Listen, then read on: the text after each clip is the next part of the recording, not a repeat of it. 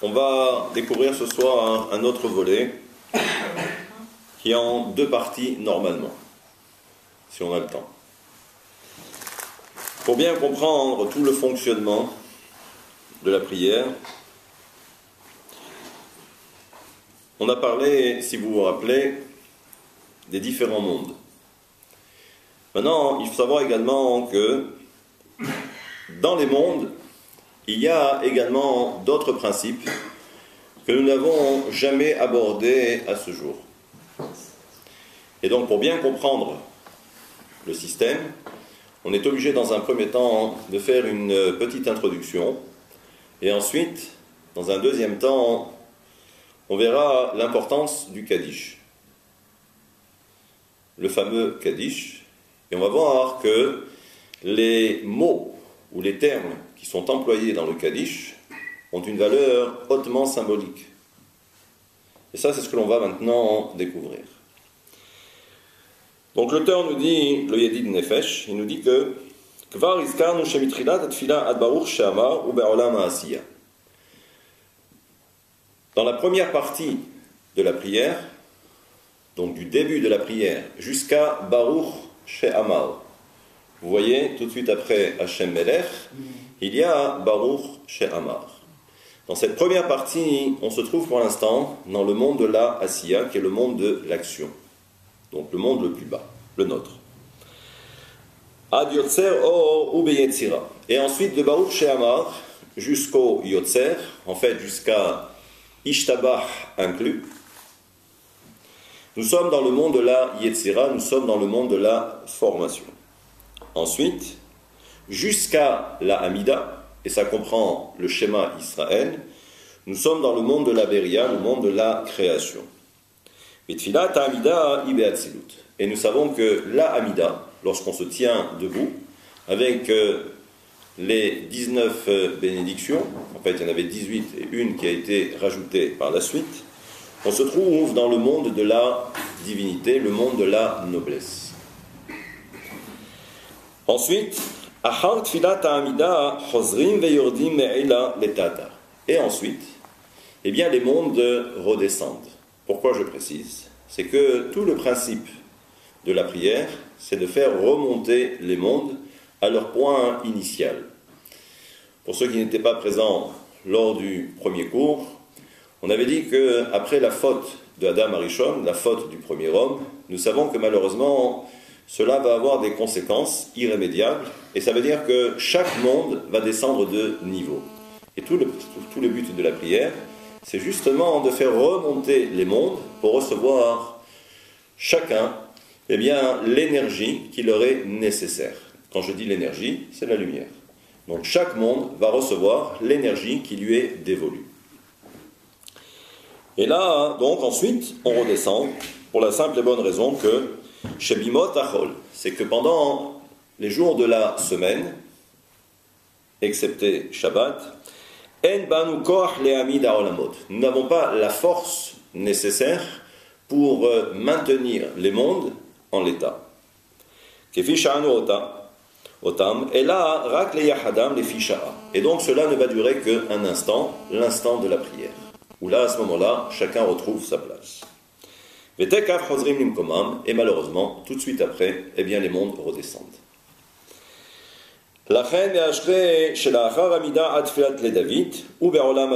Et c'est pourquoi ensuite, puisque l'on est monté, donc il va falloir ensuite redescendre.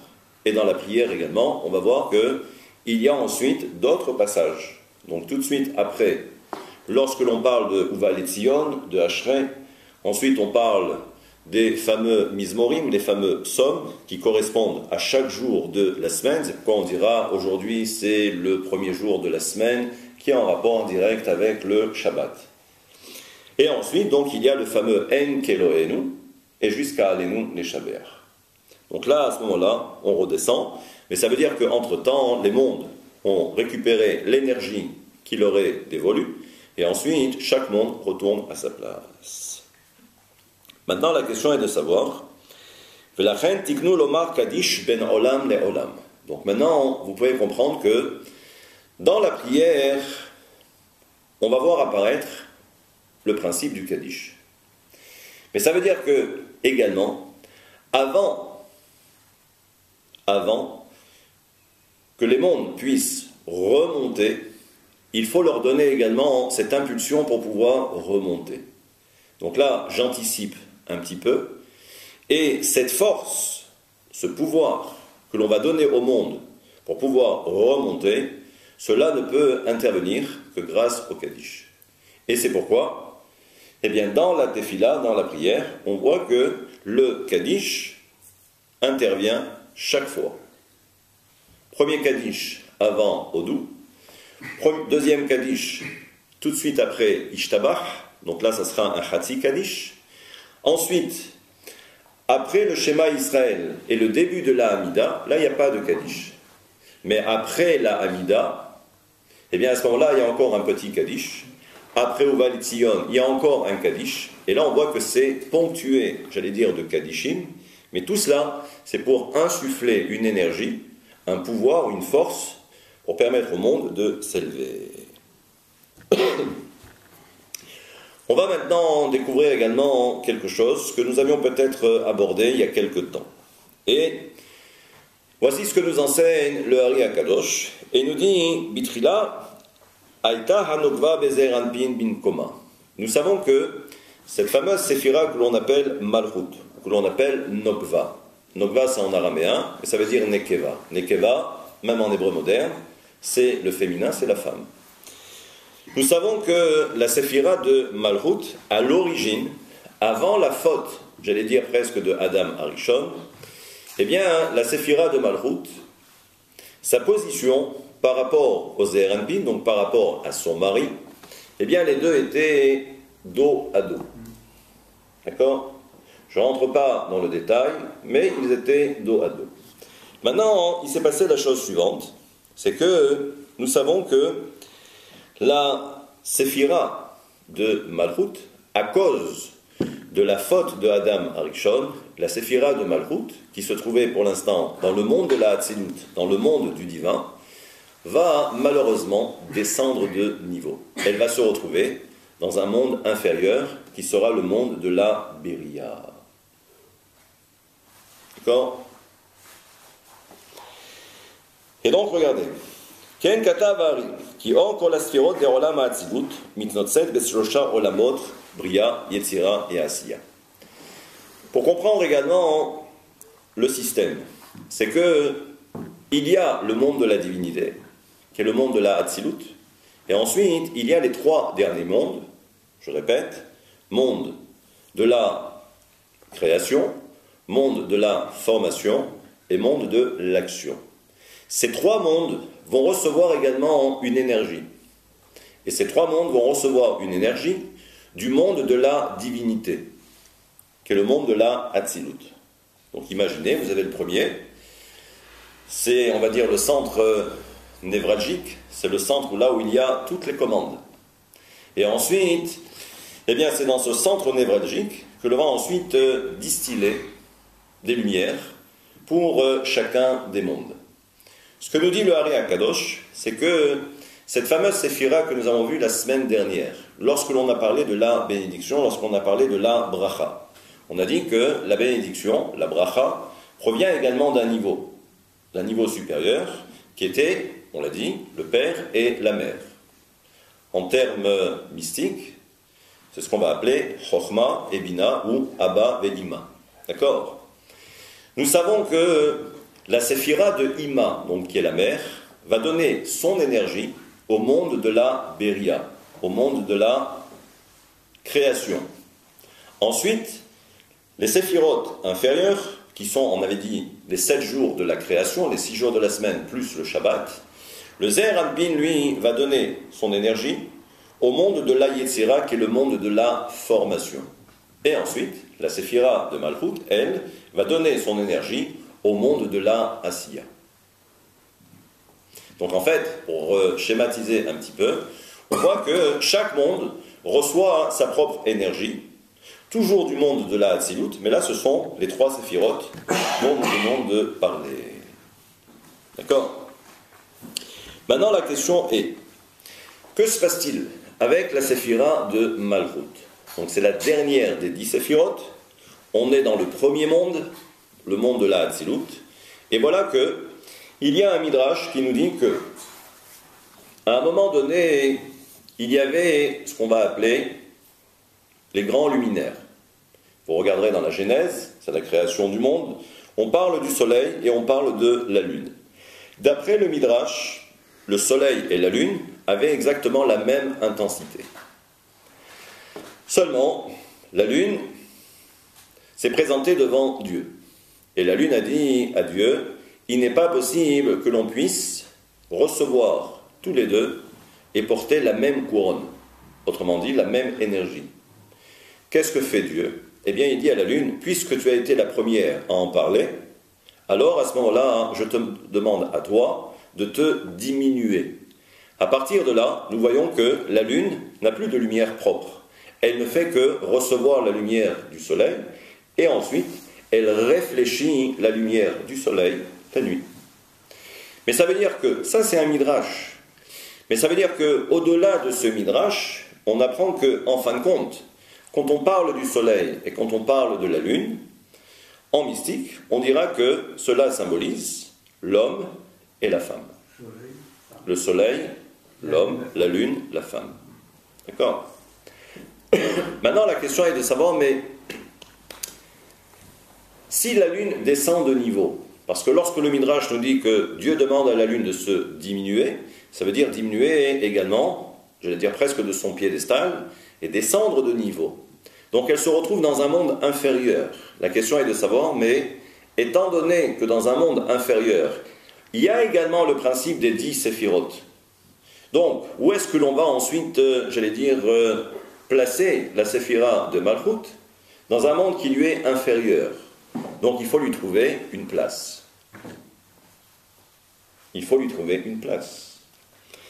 Pour répondre à cette question, eh bien, qu'est-ce que nous dit le Zohar? Le Zohar nous dit que, et là c'est pourquoi je dis que c'est une nouveauté dans le cours, c'est quelque chose que nous n'avons jamais abordé ensemble, c'est que dans le Zohar, de mémoire, il me semble que c'est la paracha de Pekoudé, on dit là-bas que dans chaque monde, il y a 7 palais, ou 7 sanctuaires. Et là, qu'est-ce qu'on nous dit? On nous dit que cette fameuse séphira de Malchut descend de niveau, et où est-ce qu'elle va aller se réfugier? Elle se réfugie dans un palais qui est nommé, parce que chaque palais a son propre nom. Comment s'appelle ce palais? C'est ce qu'on appelle le Kodesh HaKodashim. Traduction, le Saint des Saints.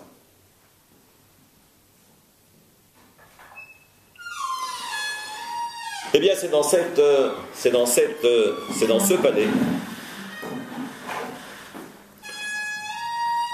palais que la séphira de Malchut va être obligée de se réfugier. Maintenant, on va comprendre que quoi? Bechal ze nichlelun kol chelke hamalchut de Ze'er Anpin. Bechol shiur komata arishon shaita kodem me'achare ne'i de Ze'er Anpin de Hatzilut. Hema'ata bechal kodesh hakodashim be'olam abriya. Là aussi, je suis obligé de préciser quelque chose. C'est que, pour l'instant, on a dit que la séphira de Malchut et le Ze'er Anpin, l'homme et la femme, étaient dos à dos. Ça, c'était leur position initiale. Maintenant, d'après la mystique, et je ne rentrerai pas trop dans le détail, parce que je n'ai pas les feutres pour le tableau, mais toujours est-il, c'est que, pour l'instant, la séphira de Malchut correspond aux 3 dernières séphirotes du Ze'er Anpin. Autrement dit, les 3 dernières que l'on appelle Netzach, Hod et Yesod. J'explique. Si on a dit que le Ze'er Anpin, c'est ce qu'on appelle les 6 jours de la création. Donc ça veut dire que si on fait état de 6 jours au moment de la création du monde, on fait référence aux 6 jours du moins les 6 séphirotes du Ze'er Anpin. D'accord? Chaque séphira correspond à un jour de la création. On nous dit tout simplement que la séphira de Malchut, qui est dos à dos, en réalité sa position elle est par rapport aux 3 dernières, qu'on appelle Netzach, Hod et Yesod. Netzach, qui veut dire la victoire. Netzach, Nitzachon. Hod, c'est ce qu'on pourrait appeler la splendeur. Très bien. Et nous avons également le Yesod. Le Yesod, dont on a parlé la semaine dernière, qui est le fondement. Donc imaginez, nous avons ces trois séphirotes, et dos à dos, il y a également toute la séphira de Malchut. Donc en fait, la séphira de Malchut est une petite séphira. Elle n'est pas du même niveau que le Zeher Anpin. Donc, elle descend de niveau. Il faut maintenant lui trouver une place. Qu'est-ce qu'on nous dit?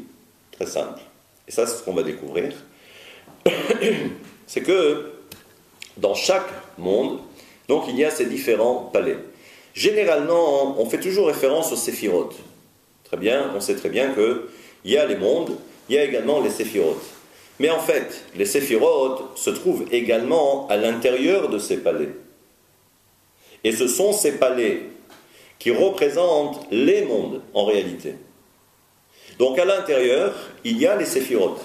Comme si en fin de compte, il y avait un palais, très bien, c'est une protection. Et à l'intérieur, il y a la lumière de Dieu avec la séphira. Très bien. Donc qu'est-ce que nous dit le Hari HaKadosh? C'est que la séphira de Malchut descend de niveau et elle se trouve dans ce qu'on va appeler le Kodesh HaKodashim, le Saint des Saints. Très bien. Ça, c'est parfait. Donc, toute la séphira de Malchut. Maintenant, la question est, étant donné que l'on fait état de 10 séphirotes, de 10 réceptacles, de 10 kelim, comment se fait-il que l'on ne parle que de 7 palais?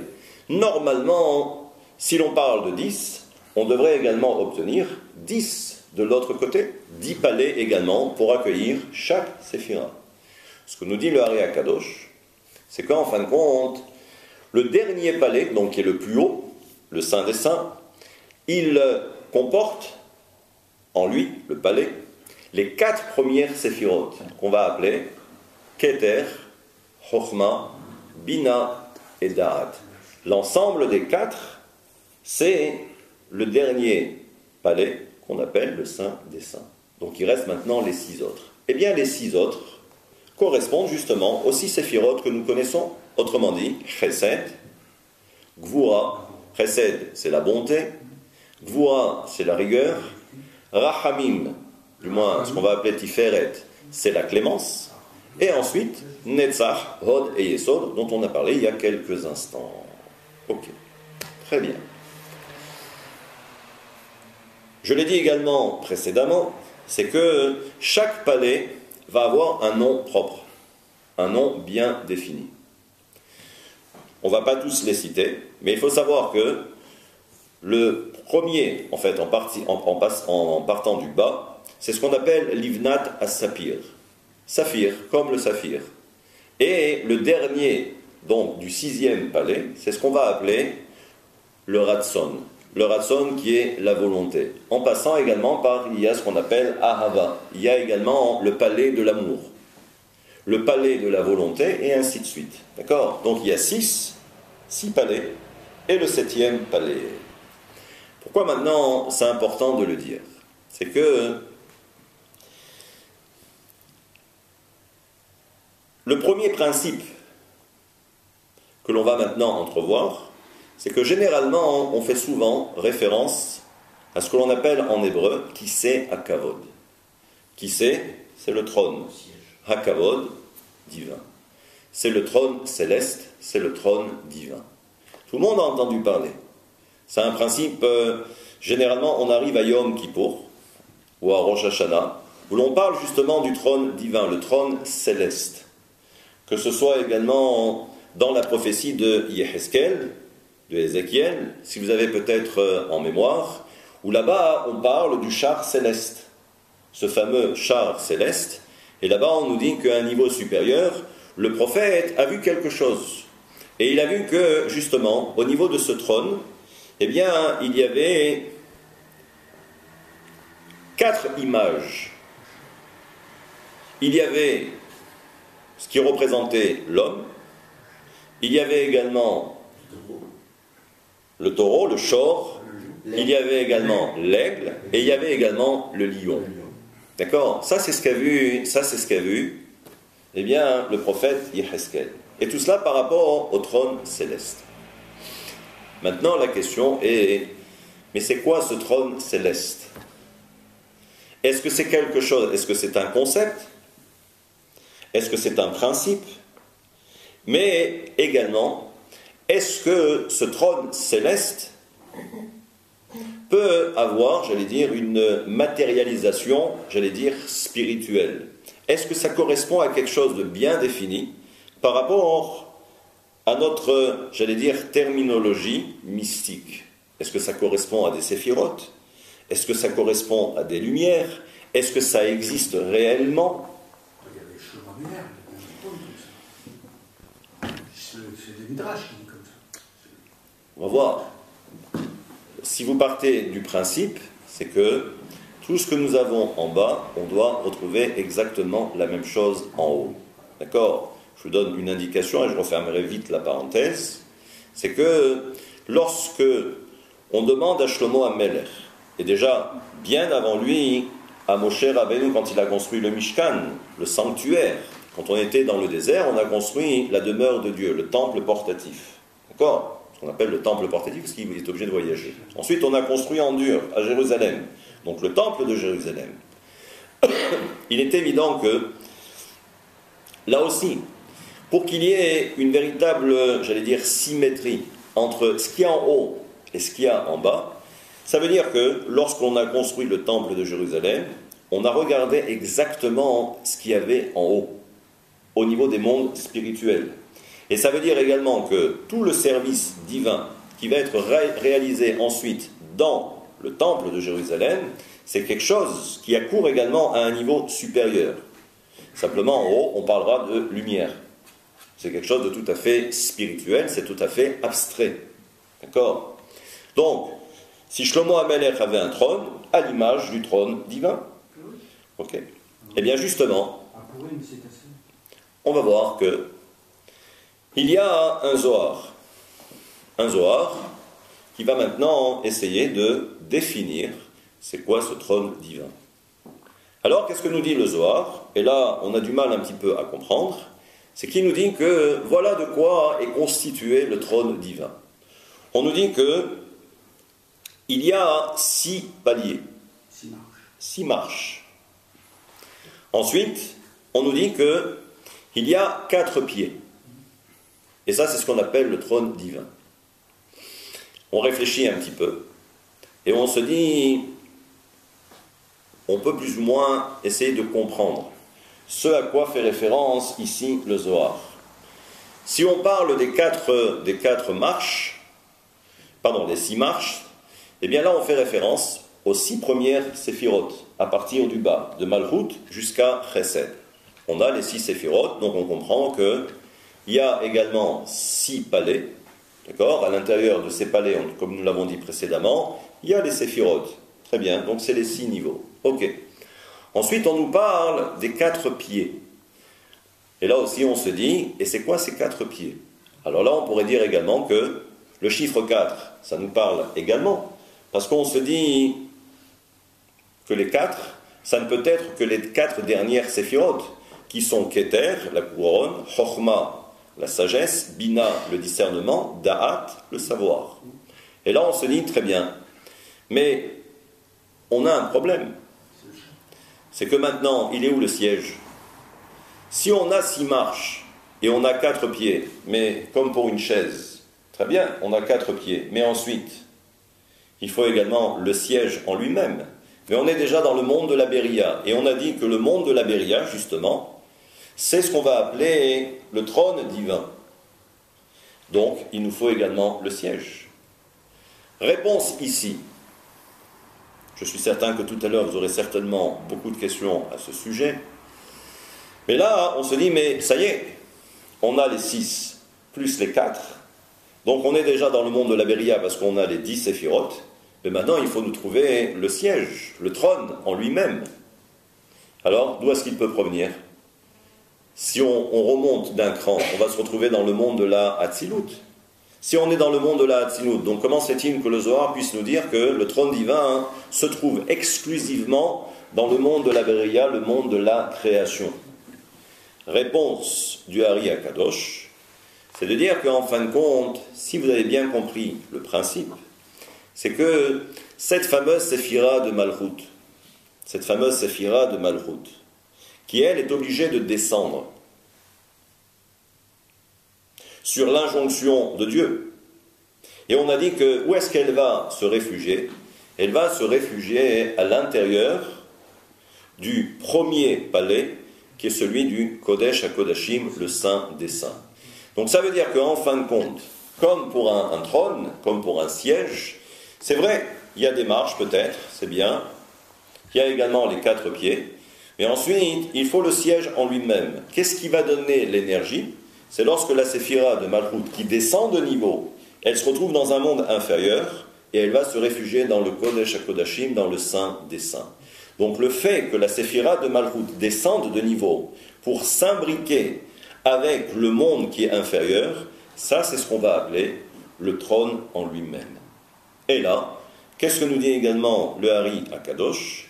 C'est que, et je ne rentre pas trop dans le détail, parce que c'est beaucoup plus compliqué que cela, c'est que, à ce moment-là, lorsque la séphira de Malchut se trouve à un niveau inférieur, elle reçoit une lumière de Ima, elle reçoit une lumière de la mer. C'est cette lumière, plus Malchut, qui donne ce qu'on appelle le trône divin, le trône céleste. Parce que, imaginez, lorsque l'on descend de niveau, ça veut dire qu'on perd, j'allais dire presque, ses prérogatives. Parce que ses prérogatives, c'est qu'elle était à un niveau supérieur, dans un monde supérieur, elle descend de niveau, on est obligé également de l'accompagner. On ne peut pas la laisser seule. Et là, on nous dit quoi? Que Sheloshet haorot halalu em nishmat olam ha'abriya ve'em nikra'im kiseh hakavod. Donc là, il nous dit que quoi? Et là, on nous dit que lorsque l'on a parlé de la mer, je ne suis pas rentré la dernière fois dans le détail, mais j'avais donné à l'époque une image. D'accord? Il y a une relation directe entre les différentes séphirotes. D'accord? Il y a les 10 séphirotes, dans chaque monde, il y a ces 10 réceptacles. Maintenant, il y a une interaction entre chaque réceptacle. Parce qu'ensuite, comme nous l'avons dit la semaine dernière, si on fait état de ces 3 principes, la notion de Chesed, la notion de Din et la notion de Rahamim. Chesed, je répète, c'est la bonté. En face, il y a la rigueur. Et il y a la combinaison des deux, que l'on va appeler la Rahamim, que l'on va appeler la clémence. Très bien. Si on fait état de ce que nous avons dit la semaine dernière, que voilà comment est géré le monde. Il y a le principe du Sachar et le principe du Onesh. Il y a la récompense et il y a la sanction. Ensuite, il est évident qu'on est obligé de jauger l'ensemble. Un peu de Chesed, un peu de Rahamim, un peu de Din, et c'est-à-dire que l'on fait la combinaison des 3, justement pour ensuite gérer le monde, et toujours en fonction du comportement humain ici-bas. D'accord? Donc ça veut dire que, si vous avez bien compris le principe, c'est qui le donneur d'ordre dans l'histoire par rapport à ce que nous avons vu la semaine dernière? D'accord? Il y a toujours les donneurs d'ordre, et ensuite, il y a ceux qui vont ensuite mettre à exécution. Vous avez le pouvoir législatif, le pouvoir exécutif. C'est toujours le même principe, même à un niveau supérieur. Les donneurs d'ordre, c'est Chokhma et Bina. C'est le père et c'est la mère. Ensuite, ils font leur cuisine interne et ils délivrent la lumière qui correspond à un instant T par rapport au comportement de l'homme. Voilà ce qu'il doit recevoir comme lumière. Pas plus, pas moins. Maintenant, il faut qu'il y ait une interaction avec ceux qui sont en dessous. C'est-à-dire qu'il y a les donneurs d'ordre, mais ensuite, il faut qu'il y ait une communication avec ceux qui maintenant vont mettre à exécution. Cette transition-là, si vous vous rappelez, on avait donné l'image d'une prise. d'une prise triple. Pourquoi? Parce que c'est toujours le même principe en mystique. Il y a ce qu'on appelle les trois axes. Il y a le côté du chesed, le côté du din et le côté du rahamim. Donc ça veut dire que là aussi, puisque c'est elle qui se met en avant, et c'est toujours Bina, c'est toujours la mère supérieure, donc c'est elle qui va donner ensuite, qui va impulser cette nouvelle énergie, d'accord, cette nouvelle lumière, d'accord, au monde qui est inférieur. Eh bien, qu'est-ce qu'on nous dit? On nous dit que quand la séphira de Malchut, elle descend de niveau, elle est toujours en prise directe avec la séphira de Bina. Et puisque la séphira de Bina, elle aussi est constituée justement de cette fiche triple, Chesed, Gvura, Din, donc elle envoie trois énergies. Eh bien, ce que nous dit ici le Hari HaKadosh, c'est ce que l'on va appeler le trône divin. C'est ça le trône divin, c'est recevoir cette lumière qui provient de Bina pour arriver jusqu'à Malchut, et la pauvre Malchut qui est descendue de niveau, mais qui se trouve quand même dans le Kodesh HaKodashim, dans le Saint des Saints. Donc ça vient par là. Maintenant, alors là aussi, il apporte une petite précision. Et ça, il rapporte le fameux verset qui est extrait de la prophétie de Cheskel, et il nous dit « Va'er'e et Hashem » j'ai vu Dieu, Yoshev, qui était assis, Al Kissé, sur le trône, sur une chaise, Ram Venissa, qui était au-dessus, qui était élevé. Et là on se dit, bon, il a vu Dieu, c'est très bien. Et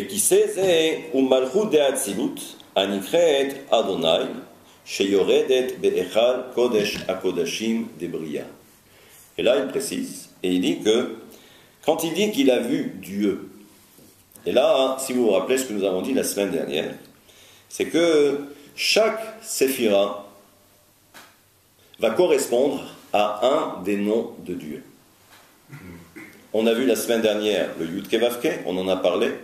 On a parlé également de Ekie. On a parlé également de Elohim. Et là, on voit apparaître un autre nom de Dieu qui est Adonai.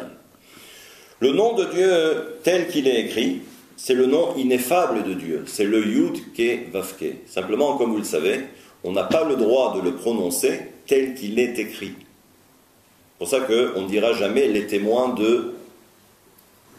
Pourquoi ? Parce que c'est écrire le nom de Dieu tel qu'il est écrit. Et ça, pour l'instant, nous n'avons pas le droit. À la fin des temps, lorsque viendra le Messie, alors oui, on sera dans une autre dimension, où là, justement, on pourra prononcer le nom de Dieu. Mais pour l'instant, on nous dit Adonai. Aleph, Dalet, Nun, Yud. Là aussi, il faut bien comprendre que, puisque maintenant la séphira de Malchut, qui est la dernière, qui est descendue de niveau, et bien là, elle va avoir également un nom de Dieu qui lui correspond. C'est Aleph, Dalet, Nun, Yud. Et la raison est simple, c'est que chaque fois que l'on monte de niveau, on a vu que pendant la prière, les mondes remontent. Mais ça veut dire également qu'à ce moment-là, les mondes vont également recevoir ou percevoir une lumière qui va être de plus en plus grande. Et si la lumière devient de plus en plus grande, donc le nom de Dieu diffère. Et là, puisque l'on descend de niveau avec la séphira de Malchut, on ne parlera plus de Elohim, on ne parlera pas non plus d'un autre nom de Dieu, mais ça je le laisserai de côté plus tard. On parlera de Aleph, Dalet, Nun, Yud. Parce qu'elle est descendue de niveau, et donc c'est Aleph, Dalet, Nun, Yud. Donc là, pour l'instant, ce que nous avons vu dans un premier temps, c'est en quelque sorte une introduction pour bien comprendre le fonctionnement des mondes. Et pourquoi c'est important ?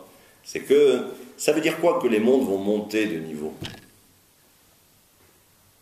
Ça veut dire que le monde de la Asiya va devoir ensuite s'extraire de l'endroit où il se trouve pour ensuite prendre la place du monde de la Yetzira.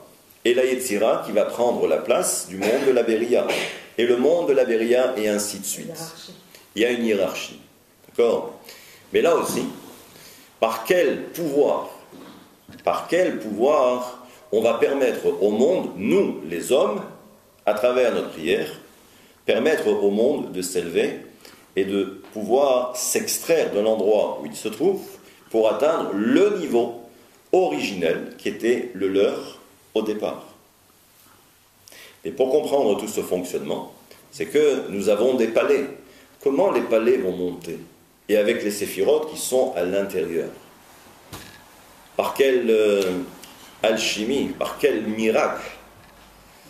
Et cela, c'est ce que l'on va découvrir. Veine, ha'aliyah me'olam le'olam.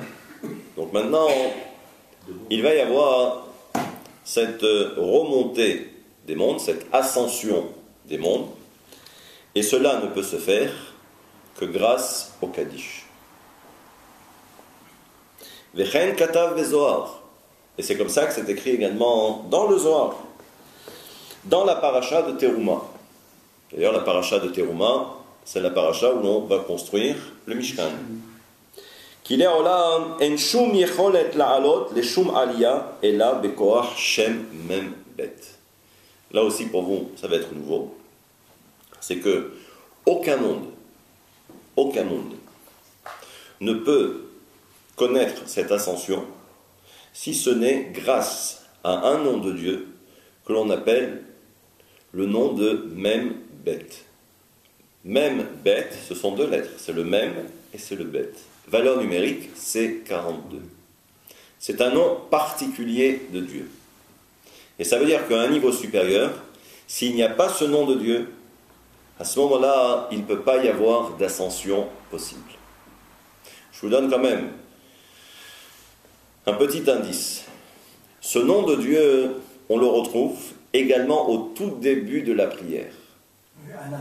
C'est le fameux passage Ana bechoach gedulat yeminecha tatir tserura. Là-bas, vous verrez que il y a 7 fois 6 mots. 7 fois 6, c'est les 42. Maintenant, je ne rentre pas dans le détail.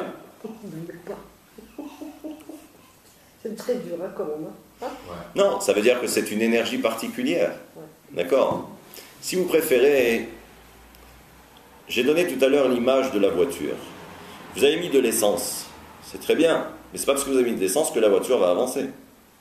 Ensuite, lorsque vous allez démarrer, il y a, sur le plan physique, il y a une poussée. C'est-à-dire qu'avec le moteur, il va y avoir une poussée. D'accord? Cette énergie. Ok? Comme pour le freinage, ensuite, il y a besoin d'une énergie pour arrêter, pour stopper. Donc tout ça, ce sont des principes physiques. Ça veut dire qu'également, à un niveau supérieur, eh bien, cette énergie physique, pour permettre au monde de connaître cette ascension, ce nom de Dieu, parce que tout à l'heure, si vous l'avez bien compris, tout ce qui se passe à un niveau supérieur, chaque fois que nous avons des forces en présence, chaque force correspond à un nom de Dieu bien particulier. Chacun a un rôle bien défini. Et ça veut dire que c'est une grande mécanique. Et donc, là aussi, on fait intervenir ce nom de Dieu que l'on appelle le Shem Membet. Pour ceux qui font la tfila, on sait très bien que le fameux Anna Bechoach Gedulat, eh bien, c'est ce qu'on appelle le nom de 42. D'accord? Bien que, là-bas, on ne parle que, ce ne sont que des mots. Mais en réalité, dans d'autres ouvrages, on expliquera que même ça n'a pas été totalement dévoilé. Mais en réalité, ce sont des noms de Dieu, certes, mais on fait référence également à des anges. Et ça veut dire que chaque ange a une fonction bien particulière. Parce que pour l'instant, je ne sais pas encore tout dévoilé. Dans les palais, il faut bien qu'il y ait également des anges. Mais ça, c'est d'accord? J'ai parlé des palais, j'ai parlé des séphirotes à l'intérieur, mais il y a également les malachim, il y a également les anges. Pour l'instant, je n'ai pas encore dit où se trouvent les anges et quelle est également la fonction des anges. On en est loin. Mais toujours est-il, c'est que ce Shem Membet, donc, c'est celui qui permet l'élévation des mondes. Maintenant, pour bien comprendre, c'est que il existe 3 formes de Shem Membet. Pourquoi? C'est pas le même. Pour quelle raison?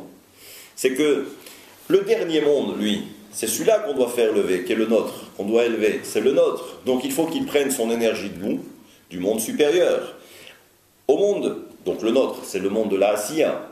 Le monde qui est au-dessus, c'est le monde de la Yetzira. Dans le monde de la Yetzira, il y a un Shem également, Membet, il y a un nom de Dieu qui s'appelle 42, qui va permettre de relever le monde de la Asiya. Mais le monde de Yetzira lui-même, il a besoin également d'un monde qui lui est supérieur pour l'élever. Et là aussi, on va faire intervenir un autre Shem Membet. Mais comme ce n'est pas la même énergie, donc ça veut dire que on va appeler ça le Shem Membet 42, mais qui sera également écrit différemment. Et ensuite, le monde de la Hatzilut, qui est le premier monde, lui, il faut qu'il puisse également élever l'ensemble. Donc ça veut dire que lui aussi, il a besoin d'un Koach. Il a besoin également d'une force. Koach, qui veut dire la force. D'accord?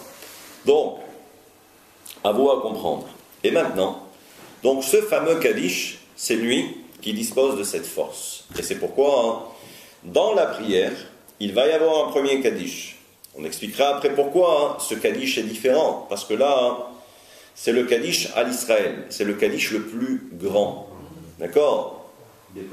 Déployé. Mais ensuite, avant ou après Ishtabach, avant le Yotzer, c'est un petit Kaddish.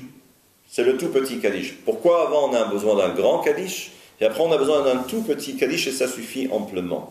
Mais ce sont les étapes pour entrer. Ce sont les différentes étapes. Mais en réalité, comme on va le découvrir plus tard, c'est que le monde de la Asiya qui est le nôtre, c'est là où malheureusement les forces du mal sont présentes. Et ça veut dire que on ne veut surtout pas, et là on aura l'occasion d'expliquer pourquoi le Kaddish a été traduit en araméen. Le monde se pose la question, je ne rentre pas dans le détail pour l'instant, mais toujours est-il, c'est que, imaginez, et là je vous donne encore la même image, lorsque vous avez une voiture qui est embourbée, d'accord? Elle ne peut pas s'en sortir seule. Et là, il lui faut vraiment un koach particulier, une force particulière pour déloger la voiture qui est embourbée. D'accord? Le monde de la Asiya qui est le nôtre, c'est là où malheureusement les forces du mal sont très présentes. Et le problème, c'est que nous, ce que l'on souhaite à travers la prière, c'est de permettre au monde de connaître cette ascension. Mais on ne veut surtout pas que les forces du mal puissent également monter en même temps, parce que si elles montent en même temps, que va-t-il se passer? Elles vont également récupérer l'énergie positive et elles vont se déployer. Donc c'est pourquoi il y a tout un scénario, j'allais dire préparatoire, pour les derniers. Déjà pour les forces du mal, d'accord? Déjà pour les forces du mal, et là pour hisser le monde de la Asiya qui est embourbé dans les forces du mal, il lui faut un koach particulier. C'est ce fameux Kaddish qui est beaucoup plus long que les autres. Et donc on va ensuite découvrir que dans le Kaddish en lui-même, on va retrouver le principe de ce nom de Dieu que l'on appelle Membet. Pour l'instant, vous n'avez jamais rien vu, moi, c'est-à-dire que vous n'êtes jamais aperçu qu'il y a cette présence du nom de Dieu, mais il y a également encore ce qu'on va appeler Koach, la force. Et on va voir qu'il y a 2 fois Membet dans le Kaddish, et il y a également 2 fois Koach. Koach qui veut dire la force. La différence, c'est que là, ça va être au niveau des lettres, et là, ça va être au niveau des mots. Ça veut dire que l'on va avoir... Bon, on verra pour la prochaine fois. Et tout ça, ça va être le Kaddish. Et on va voir qu'il va se passer des choses, ensuite, pour bien comprendre tout le mécanisme.